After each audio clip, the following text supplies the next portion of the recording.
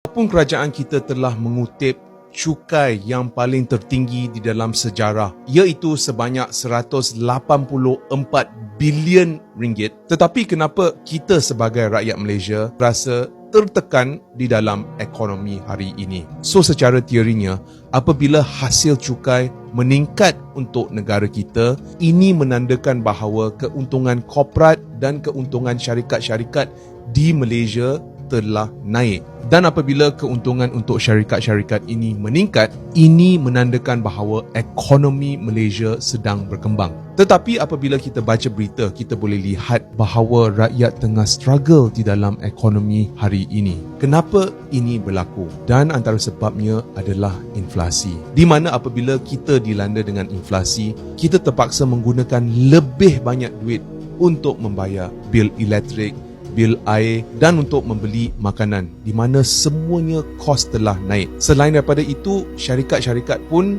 kena beroperasi dengan kos yang lebih tinggi, dan apabila ini berlaku, keuntungan mereka akan merudum. Dan apabila keuntungan mereka merudum, syarikat-syarikat ini terpaksa potong kos, dan antara cara untuk kurangkan kos adalah untuk lepaskan pekerja.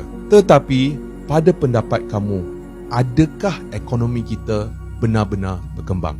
Sejujurnya, dengan kenaikan harga barang-barang baru-baru ini, meminjam seolah-olah satu-satunya jalan penyelesaian. Dan saya benar-benar memahami perasaan itu. Namun, saya yakin kalau kita ada ilmu untuk menguruskan wang dengan bijak, dengan perancangan yang teliti dan berdisiplin, kita boleh mengelakkan daripada terjerumus dalam masalah wang yang lebih serius. Dan jika kamu nak belajar sebersedikit tentang bagaimana untuk menguruskan wang atau bagaimana untuk mengupgradekan bulan Ramadan anda, sila klik di link kat bio saya.